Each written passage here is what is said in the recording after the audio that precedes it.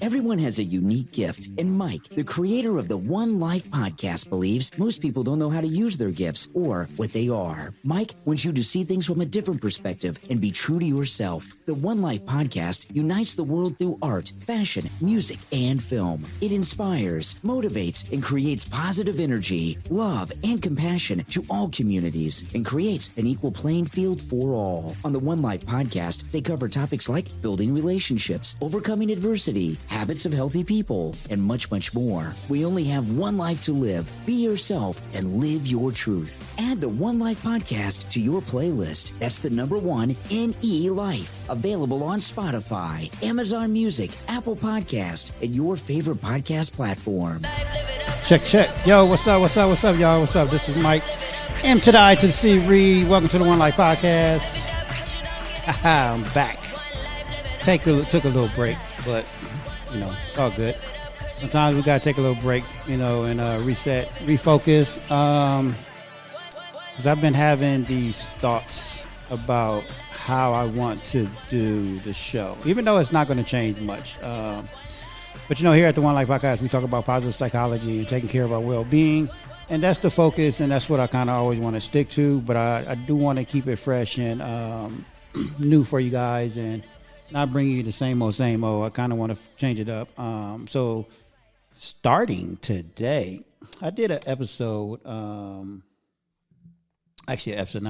but I did like some videos a while back when I was teaching mindset about 21-day habits, about how it takes 21 days to form a habit. And, some people argued with me, and it is subjective, I guess, it's opinionated. But, from my perspective, how I look at it is it doesn't take 21 days to form a habit. I mean, these are facts. However, there is a theory that it takes 21 days only because when you're talking about making changes and creating new habits, especially healthy habits, you want to take it in bite size. You don't want to say, dang, it's going to take 6 months to a year, possibly 2 or 3 years to accomplish something, right? You always want to take it in bite size. How they always say, take baby steps to do things. So that's where the theory 21 days to form a habit came into play, because in theory, if you break it down into bite sizes and you do something for 21 days, then that's the start of creating a new habit. Now, the most important day of that 21 day was what I always tell people, in my opinion, is the 22nd day, because you do something for 21 days. Now, the 22nd day is the most important day, because now do it again. You know what I mean? So when you do it again and you get to that, 21 day for the second time, now do it again for the third time, now the fourth time, now the fifth time. Now you're in a couple of months. Now you're actually forming a habit. So that's where the theory came from. So I did a 21-week mindset challenge a few years ago. But this time I'm going to do a 21-week mindset challenge. I'm going to switch it up because I did a 21-day challenge, and every day I did a video. And I have 21 videos that we're going to discuss. And the first one is going to be the 5-second rule by Mel Robbins, because she talks about, life decisions and the decisions we make every day. And it really is the decisions we make every day. I'm bleeding right now because I just scratched my scab. Anyway, that distracted me. But our decisions we make every day really shape and form our life, and even the smallest decisions. And so I want to start off with kind of doing these videos and talking about it a little bit, but I kind of want to play the videos as well, and then have like a small discussion afterwards, give you my opinion of the videos and what I think. And, if anybody want to chime in on my DMs or, comment on them, then we can have a further discussion about it. But for now, I kind of want to go to this video now and play it. And then we are going to talk about, I'm going to talk about it. So this is the Mel Robbins and the 5-second rule to get out of bed. I'll never forget standing there in my bedroom. It was dark, it was cold, it was winter in Boston. And for the first time in 3 months, I had beaten my habit of hitting the snooze button.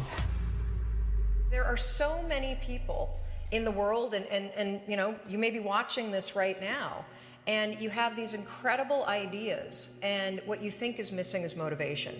And that's not true.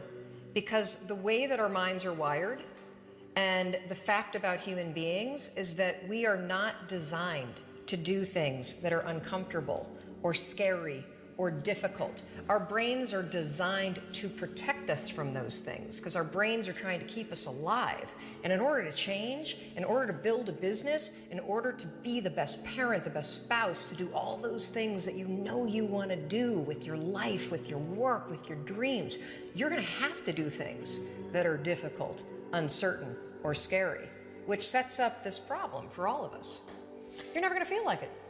Motivation's garbage. You only feel motivated to do the things that are easy, right? Why do you think that is?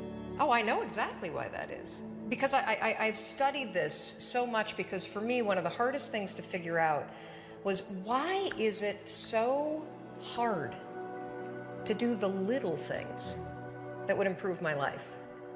And what I've come to realize, and what we'll talk a lot about today, is that the way that our minds are designed is our minds are designed to stop you at all costs from doing anything that might hurt you. And the way that this all happens is it all starts with something super subtle that none of us ever catch. And that is with this habit that all of us have that nobody's talking about. We all have a habit of hesitating. We have an idea, you're sitting in a meeting, you have this incredible idea, and instead of just, saying it, you stop and you hesitate. Now, what none of us realize is that when you hesitate, just that moment, that micro moment, that small hesitation, it sends a stress signal to your brain. It wakes your brain up, and your brain all of a sudden goes, oh, wait a minute, why is he hesitating? He didn't hesitate when he put on his killer spiky sneakers. He didn't hesitate with the really cool track pants. He didn't hesitate with the NASA t-shirt. Now he's hesitating to talk, something must be up.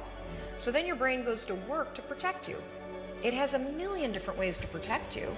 One of them is called the spotlight effect. It's a known phenomenon where your brain magnifies risk. Why? To pull you away from something that it perceives to be a problem. And so you can truly trace every single problem or complaint in your life to silence and hesitation.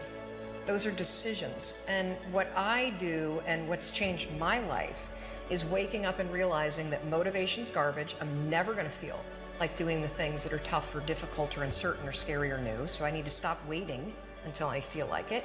And number two, I am one decision away from a totally different marriage, a totally different life, a totally different job, a totally different income, a totally different relationship with my kids. Not like one decision, I'm divorcing you in the marriage example, but one decision on, you could be having a conversation with your spouse and you feel your emotions rise up, and within a tiny window, those emotions can take over and can impact how your marriage goes. Or you can learn how to take control of that micro moment and make a decision to act in a way that actually shifts your marriage.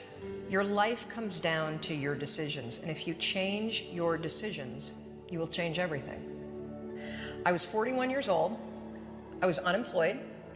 My husband had started a restaurant business, which was his dream. This is actually a funny story. When he got laid off from a big job in high tech, and I think he was really relieved. You know how a lot of us wait to quit our jobs and then we get laid off and we're like, yes. And he said, I'm not going to look for a job. I'm going to go into the restaurant business. And I think I said the most famous lines of our marriage at that point. I looked at him and I said, listen, buddy, inspiration is for strangers. You get your butt back to that job and you pay the mortgage. And again, micro moment where I'm being a jerk instead of being a supportive wife. But that's an example of where, when he said he was not going to go get a job, but he was going to start a business, the first thing that was there was fear. Right. And so fear was making the decision for me. God, I love that you can share that, though. That's so powerful. Well, so what happened is the first restaurant was a home run. And of course, what do you do when things are successful? You grow it. You grow it really big. And so they decided to raise some money. And we threw in our home equity line, the kids' college savings. They tried to open a second and a third, and at the same point, a grocery store chain encouraged them to go into wholesale. So it basically got way too big, way too fast, and the wheels started to come off. And they came off so badly that the second restaurant failed, and they held on to it for too long, like a lot of us do. It's another trick our brains play on us called sunk costs. When you throw a ton of time and a ton of money at something, it's really hard to let go of it. And if you haven't done it in business, we all have a relationship in our past, stayed way too long. That was a trick your brain played on you. So by the time that they closed the second restaurant, it was an $800,000 loss. Ooh. I mean, that meant our entire home equity line gone. Right. It meant kids' college. I get just choked up just thinking about how terrifying it was. And so I found myself at the age of 41, like just feeling like a complete failure. And so did Chris. And to make it worse, not only had we lost all of our savings, but so many friends and family members had invested. And so there was this real tension between the truth of what was happening and what you had to do in public, because it was a public business. Shame, failure, embarrassment, and the liens started to hit the house. The phone started to ring, and it was nothing but collection calls. And I just remember feeling this tremendous shame. And at some point, I think we all hit that moment in life where things just are not going how you thought they would go. And what's amazing about those moments is we all respond very differently. So my husband, he would spring out of bed and he would head right out that door, 6 o'clock in the morning, and he would go meet his partner, and they would go to the bank and they would dig right in and they would face their problems head on. And he's also a smart guy. I mean, he did not want to be in the house when yours truly woke up, because I was a raging bitch at that point in our lives. And the reason why is because when you're scared and you're afraid and you're jealous and you're overwhelmed with emotion, it is so much easier to point the finger at other people. That's a decision, by the way. Sure. One you may not be aware that you're making, but you're still making it.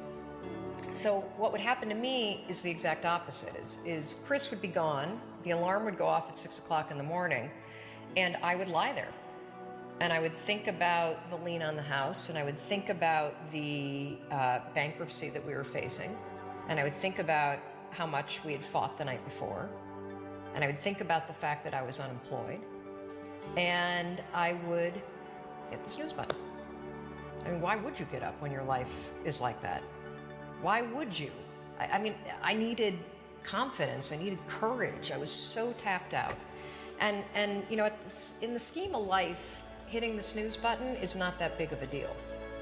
But here's the thing about life. None of us wake up and say, today is the day I destroy my life. What we do is we kind of check out because it feels overwhelming. Or we check out because we're afraid. Or we check out because we start listening to self-doubt. And then we make these teeny tiny decisions all day long. We don't even realize it. Decision to not get up on time, a decision to not eat the right thing, a decision to snap at your kids, a decision to not speak in a meeting, a decision to not look for a job, a decision to not deal with your finances, a decision to not call your parents, like whatever it is. All day long, these tiny decisions that take you so far off track.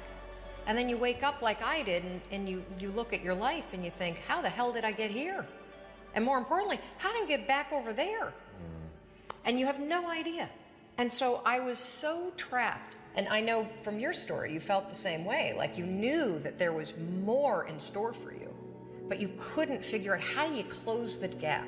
How do you find the power that's in you? How do you discover your greatness? How do you solve these problems? It feels so overwhelming when you can't. I mean, I would go to the grocery store and the items would scan and I would be sitting there readying my excuse because there was no way that my check card was going to clear. Wow. So I got in this struggle with myself that a lot of us find ourselves in, and that is you get trapped in what I call the knowledge action gap. You know what to do, but you can't seem to make yourself do it, right? I mean, every one of us is one Google search away from a list of instructions that if you follow any of them, it will change your life. But how do you get out of your head and stop thinking about what you need to do and actually do it? And in my case, this stuff was pretty easy. Get up on time, make breakfast for the kids, get them on the bus, start looking for a job. Be nicer to Chris. Don't drink so much. Instead of isolating yourself, pick up the phone and call a friend. Get yourself out into the woods and go for a walk. Start running again. Like all these little things that I was capable of, but I couldn't get out of here. Could not get out of here. And if you're stuck, that's the problem. The problem is you're in your head, you're thinking. That is the universal problem. And it all starts with this knowledge of what to do, and then you hesitate and you think about whether or not you feel like doing it. So for a couple months, I was really stuck. Chris would get up at 6, I'd hit the snooze, and then I'd hit the snooze, and then I'd hit the snooze, the kids would miss the bus. And then every night I'd do the same thing. I'd go in bed. Have you ever had one of those nights? Probably before you started your company, but where you go in bed and you're like, all right, Tom, that's it. Tomorrow, it's the new me. Tomorrow, I'm gonna get up on time. I am gonna go to the gym. I am gonna look for a job. I'm not gonna drink so much. It's gonna be amazing. The new me, the future me. Woo! Let's do this, right? Then you go to bed, and you wake up 7 hours later, and you're like, I don't feel like the new me. It's the only, that's a stupid, see, motivation's garbage. It's never there when you need it. Ever. Ever, ever, ever. And so here's what happened to me, and thank you for wearing the NASA t-shirt. It's a really stupid story. It's a powerful story. So one night, Chris had gone to bed. I'd been struggling. We still had all the same problems. We still had a lien on the house, still facing bankruptcy, still fighting like crazy. I was still unemployed. They still hadn't figured out like the solution yet for the business. And I was about to turn off the TV, and there on the TV, there was this rocket launching, and I thought, oh my gosh, that is it! I am gonna launch myself out of bed like a rocket ship, like NASA, right here, had launched me out of that bed, and I'm gonna move so fast that I don't think. I'm gonna beat my brain. Now, here's a really interesting point. I talk a lot about your instincts and inner wisdom. And we can get into this a little bit later, but a lot of us talk about the fact that you have a gut feeling. But what all this research that I've done for the book and all the speaking that I do, what I've discovered that's fascinating is actually when you set goals, when you have an intention on something that you want to change about your life, your brain helps you. What it does is it opens up a checklist, and then your brain goes to work trying to remind you of that intention that you set. And it's really important to develop the skill, and I say that word purposefully, the skill of knowing how to hear that inner wisdom and that intention kicking in and leaning into it quickly. So for me, my brain saying, that's it, right there, move as fast as a rocket, Mel. I wanted to change my life. And I think most people that are miserable or that are really like dying to be great and dying to have more, we want to change. We want to live a better life. We want to create more for our families. We want to be happier. The desire is there. Again, it's about how do you go from knowledge to action. So the first thing in this story that's important is realizing that the answer was in me. And my mind was telling me, pay attention. Could have also been the bourbon. I had a couple of Manhattans that night. But anyway, the next morning, the alarm goes off, and I pretended NASA was there. It's the stupidest story. I literally went 5, 4, 3, 2, 1. I counted out loud, and then I stood up. And I'll never forget standing there in my bedroom. It was dark, it was cold, it was winter in Boston. And for the first time in 3 months, I had beaten my habit of hitting the snooze button. I couldn't believe it, and I thought, wait a minute. Counting backwards? That is the dumbest thing I've ever heard in my entire life. Well, the next morning I used it again and it worked. The next morning I used it again and it worked. The next morning I used it again and it worked. And then I started to notice something really interesting. There were moments all day long, just like that 5-second moment in bed, where I knew, knowledge, what I should do. And if I didn't move within 5 seconds, my brain would step in and talk me out of it. Every human being has a 5-second window, might even be shorter for you. You have about a 5-second window in which you can move from idea to action before your brain kicks into full gear and sabotages any change in behavior. Because remember, your brain is wired to stop you from doing things that are uncomfortable or uncertain or scary. It's your job to learn how to move from those ideas that could change everything into acting on them in the smallest moment. And for anyone right now at home who's thinking like this sounds too simple, too easy, talk a bit about your community, because reading some of their comments, it's crazy how many people, like the sheer volume of people you quote in your book, but if you also go online and just look at the people that are like directly reaching out to you, it is an avalanche of people that have stories around the 5-second rule. Well, one of the reasons why I'm so excited about this book, and look, you don't have to buy the book. This is an idea that you can use. It's free. It's backed by science. More than 8 million people around the world have discovered it. And, you know, you're talking about the number of people. We've heard from more than 100,000 people in 80 countries that are using this rule. We know of 11 people who have stopped themselves from killing themselves using this rule. I saw one of those. Yes, there's a guy, Steve, that wrote to us who was a veteran. He was suffering from post-traumatic stress disorder. He boarded a ferry overseas with the intention to jump over. He walked over to the railing, and his inner wisdom kicked in. In that moment, the 5-second rule, 5, 4, 3, 2, 1, counting backwards, moved away from the railing, asked for help, saved his life. His story has inspired countless other people that have heard me in the speeches that I give around the world about this one tool. And so, you know, the thing that's so cool about this, and I should tell you the science behind it, because I'm going to be honest with you, it is stupid. Had I ever thought that I would find myself 8 years after discovering it, spending my days telling people about the 5-second rule? First of all, I would have picked a different name, because it reminds you of the one where you have to like pick up food within 5 seconds off the floor, right? It was my secret weapon. This was something I did. I never intended to tell anybody, because I went from getting up on time and waking up on time to shaking up my entire life.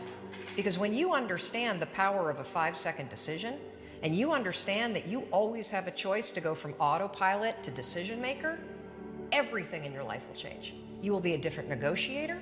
You will be different in sales.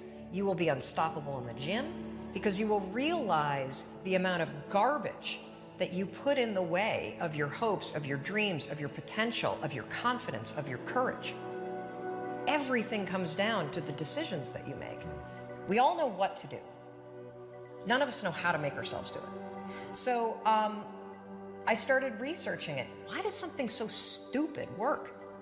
Why? Why does something so silly create such powerful and profound change? Well, here's why. The rule is a form of metacognition. Metacognition is a fancy pants term that means something real simple. You can outsmart your own brain in furtherance of goals. There are tricks that you can use that actually outsmart the tricks your brain plays on you in furtherance of a higher purpose. We all know this. You can restrain yourself if you're in a situation that calls for it. You can jump into a raging river to save your dog or your kid. You can direct yourself in ways if it's important to you. And so the rule, what it does is it does something really remarkable. When you count backwards, 5, 4, 3, 2, 1, what you're actually doing is you're interrupting what researchers call habit loops that get encoded as closed loop patterns in your basal ganglia. That's the part of the brain where your feelings, where your emotions, every habit that you have, which is nothing more than behavior that you repeat that you don't even think about. I've heard it referred to as a gearbox. Yeah. To shift your attention. Yes. And so when you go 5, 4, 3, 2, 1, it interrupts what's going on here that's spinning without you thinking, and it moves and awakens your prefrontal cortex. So when you hit 1, your habit has been interrupted. So you've interrupted self-doubt. You've interrupted maybe snapping at your kids. You've interrupted the desire to grab for a drink. You've interrupted procrastination. You've also, by counting backwards, done an action. It's awakened your prefrontal cortex. That is the part of the brain that you need that's awake when you're changing behavior, when you're learning new things. When you hit 1, it's also a prompt. So in the language of research, you'll hear people talk about starting rituals. That is something that's proven to help you learn a new habit. The 5-second rule, when you repeat it, becomes a starting ritual that triggers you to act with confidence, that triggers you that this is a moment for courage, that triggers you to shift gears. And because you've also done the manual work of awakening the part of the brain that you need to change, you've set yourself up for success. It doesn't work if you count up, because you can keep going. And also, counting up doesn't require focus. If you count backwards, 5, 4, 3, 2, 1, it, again, awakens the prefrontal cortex and it prompts you to move. When you start to use it and then you read about it, you'll see that it's being used all over the place. They use it in the armed services in order to align troops and get them to start an exercise. They use it at elementary schools, 5, 4, 3, 2, 1, at big assemblies to get a huge room full of kids to stop talking. Simple and interesting example, yeah. Because it requires you to focus. It's not a habit. It will become a habit that prompts you to have confidence and courage. But in the beginning, it interrupts patterns of behavior that you do on autopilot. It helps you assert control, and it teaches you how to become the kind of person that moves from thinking about something to actually doing it. All right, y'all, we back. So, wow, that was an incredible video. Mel Robbins is on point. If you guys don't know anything about Mel Robbins, you definitely need to go check her out. But so like I was saying earlier, I want to do a 21-week mindset challenge. Every week I'm going to come on here and play a different video. And, my goal is to help people see life differently and to show that you have options and choices. But it's really ultimately going to be up to you to take actions, because we can talk and say all the things we want and watch all these motivational videos and read all these quotes that we all have in our phones that we scroll through social media every day. But if we don't take actionable steps, then it's kind of being unproductive, useless, that's what I say. But, my goal, like I said, is to help people and show people differently that, you do have choices and it can be done. I've done it. So even with this video what Mel Robbins is talking about, the phrase, you have to be comfortable with being uncomfortable. It's so true. Our minds are not designed to do things that are uncomfortable. Our minds are designed to keep us safe, and, right here in our prefrontal cortex is we have these things called habit loops, and Mel Robbins talks about that. And when we do things on a regular basis, every day, and it's the smallest things that we do. We get up every day. We get dressed the same. We get out of the same, side of the bed every day. We have these small little routines that we do, and our brain, forms these habit loops. And so whenever we do something that our minds and brains are not used to, that's where the hesitation and fear comes into play. Because if you hesitate, that small fraction of hesitation, our brain kicks in and say, hey, you're not used to this, don't do it. Even though it's something good for you, our brain is stopping you because of it's trying to keep you safe because you've never done it before. So that's what she talks about. That's what the video talks about. And it's those habit loops that we got to create. We got to create new habit loops. So doing the 21-week challenge, and, creating new habit loops, creating new habits, healthy habits, will change all that. We're all, one decision away from being who we want to be. It's not easy. I'll be, I always keep it real with you guys. It's not easy. It's definitely hard to change. but it is possible. Do it take time? Yes, it takes time. But like anything, if you put in the time and effort, it's all going to be worth it. Like I said, we are one decision away from being who we want to be. And, decisions, even our thoughts, like when we have these thoughts in our heads, it all plays a factor in how our lives are going to turn out. The smallest decision you make today. I used to tell my kids, every decision they make today is what's going to dictate how their future is going to be. And it's so true. Because again, it's you're creating habit loops in your brain. So the smallest decision, even with something like that's why she came up with the 5-second rule of getting out of bed. You know how you hit the snooze button all the time? So if you always hit the snooze button, it's so simple to just hit the snooze button for 5 minutes, right? But then now you're creating this lazy habit loop in your brain. So that affects everything you do in life. Whether if you want to go to the gym, whether if you say, you know what, I want to eat healthy today, eat a salad, it creates these lazy momentums and habit loops to where, it dictates your future. So everything you do in your life, and most of the things you're going to be lazy with it because you're going to hesitate and be like, nah, I don't want to do it. It's like hitting that snooze button with everything. So just the simplest things that you do, like hitting that snooze button, plays a factor in everything you do in life. It applies to everything in your life. When you say, hey, you know what, I'm going to study today, but you know what, you get out of bed, you start doing other things, and you get lazy, you say, you know what, I don't want to, I'll do it tomorrow.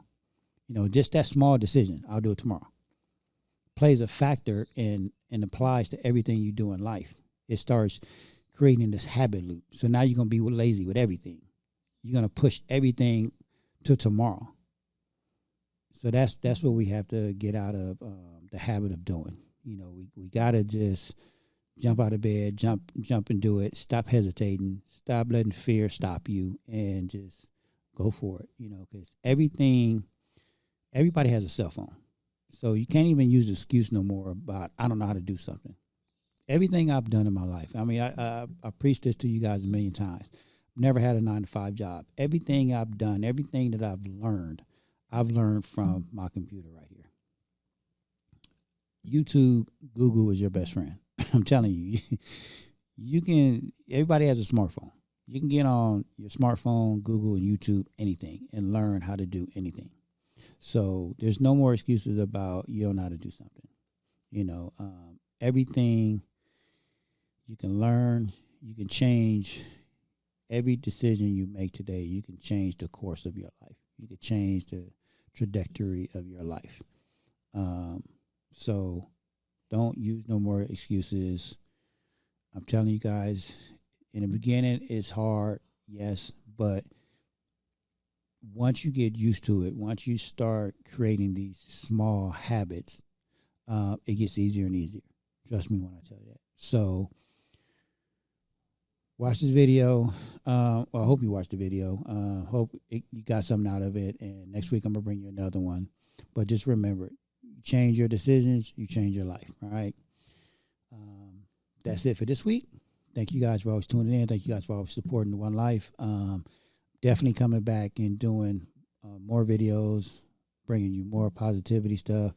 I know I haven't even been in the community lately, but I have plans. I have a team now that I'm about to do some great things with. So, keep following, keep sharing, keep supporting, and I promise you I'm going to always be positive and continue to do what I can do to bring positivity and helping everybody taking care of their well-being. All right. Peace, love, and happiness, y'all. And I'm out of here, and I'll see you guys next week.